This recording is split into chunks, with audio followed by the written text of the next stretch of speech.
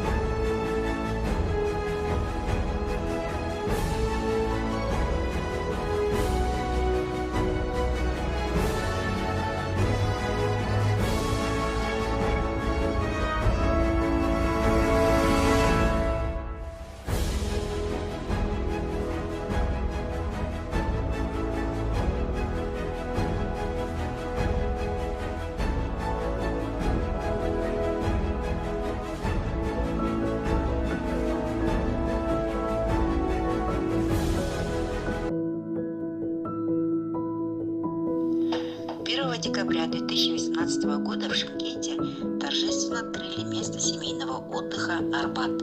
Мероприятие приурочили ко дню первого президента страны.